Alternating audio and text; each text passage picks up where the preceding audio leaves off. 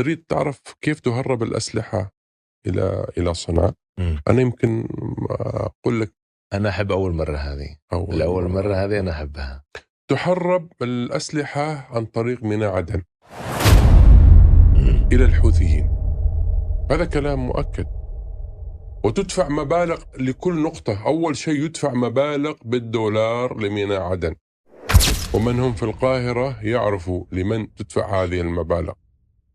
وتدفع مبالغ لكل، يعني أنت عندك أي كونتينر، وهذا كلام شخص وازن في اليمن. أنا عندي أصدقاء كثيرين. تستطيع أن تهرب أي كونتينر من اسطنبول، المكان الذي نحن فيه الآن، إلى صنعاء، لكن كل شيء بثمنه، واليمنيين يعرفوا هذه الحقيقة. وأكد لك أخوي أسامة بأنه لم يتم تهريب من الحدود العمانية إلى صنعاء.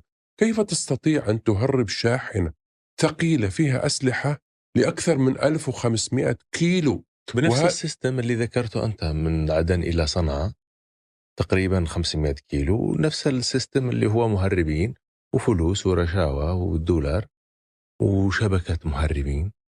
ممكن هالشبكة هذه تكون من عدن إلى صنعاء، وممكن تكون من صرفيت إلى صنعاء. على الإطلاق. أولا منفذ صرفيت ليس منفذ للشحنات التجارية، هو منفذ، هو فقط منفذ إنساني غير مؤهل جمركيا لهذه الشاحنات. أقصد الحدود إجمالا. الحدود ما فيه، تأكد. أنا أقول لك، أنا لو في بقول أنا لك فيه. لماذا هذا السيناريو ما يكونش أيضا زين؟ أنا بطرح السؤال، يعني أعكس السؤال. ليش أنا أروح 1500 سنة إذا كان المجال مفتوح في 500 كيلو؟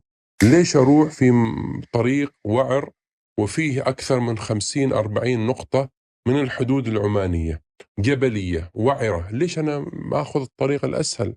ما أنا هنا بدفع وهنا بدفع. إذا أمنا جدلا بما طرحت 500 كيلو من ميناء عدن إلى صنعاء، ليش أنا أروح 1500 كيلو؟ ما هنا أنا بدفع وهنا أنا بدفع. بالتالي أؤكد لك من كلام يمنيين، من كلام عمانيين أيضا، لأنه تم الاتهام ليس من قبل يمنيين، من قبل التحالف، وهذا كلام مسؤول عماني. تم التواصل مع الجانب العماني من قبل التحالف بأن هناك شحنات تهريب من الحدود العمانية إلى صنعاء. إيش كان رد العمانيين؟